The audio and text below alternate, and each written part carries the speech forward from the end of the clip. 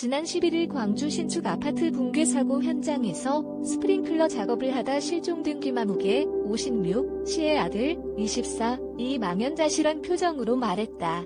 12일 붕괴 현장에 마련된 텐트에서 여는 호라살과로 한결에 닿는 호라살과로와 만난 그는 평소 아버지가 초과 근무를 하지 않아 늦게 퇴근하신 적이 없다.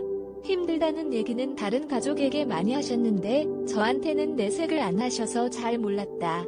장난 잘 치는 친구 같은 분이라며 어제 아침 6시 30분 출근하시는 모습을 본 게 마지막 만남이다.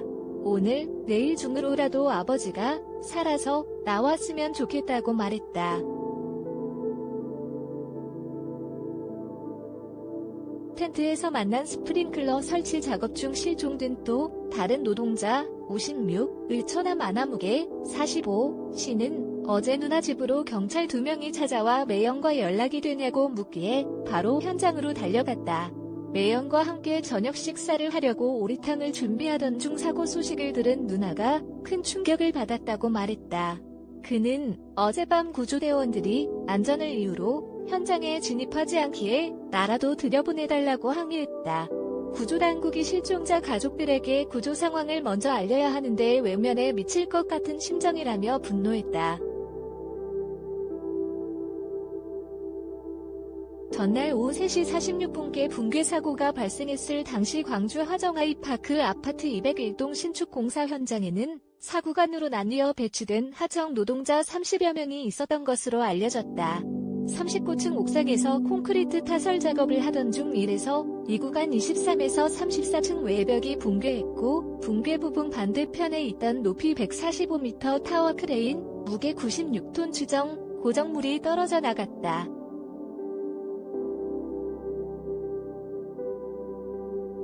건물 전체가 붕괴되지는 않은 만큼 작업자 대부분은 자력으로 대피했지만 휴대전화 추적 결과 32층에서 창틀을 설치하던 50에서 60대 3명, 31층에서 스프링클러를 설치하던 50에서 60대 2명, 28층에서 타일 공사를 하던 60대 1명이 붕괴 현장에서 빠져나오지 못한 것으로 파악됐다.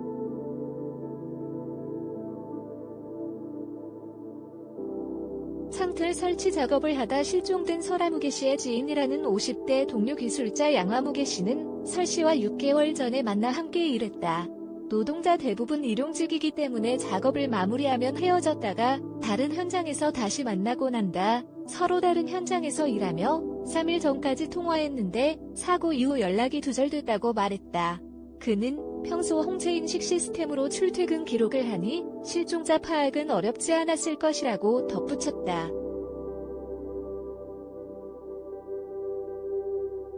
안전 우려로 전날 수색 작업을 중단한 광주시 재난안전대책본부는 이날 오전 11시 20분 수색견 6마리, 조련사 6명을 붕괴 현장 내부로 투입해 사고 발생 20시간 만에 수색을 재개했다. 하지만 특별한 성과를 거두지 못하고 이날 저녁 수색을 마무리했다.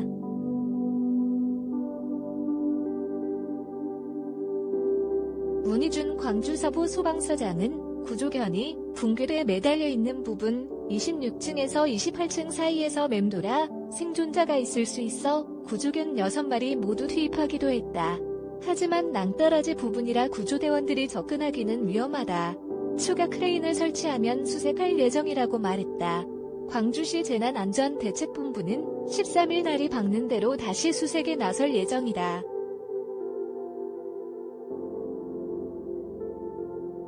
현장 안전진단 회의에 참여했던 대한민국 산업현장교수단 소속 최명기 동신대 교수, 토목공학과는 건물 외벽이나 타워 크레인이 무너질 수 있어 실종자 발견이 늦어질 수 있다.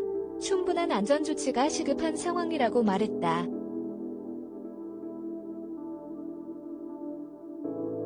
김용희 김윤주 기자 김희애탄1.co.kr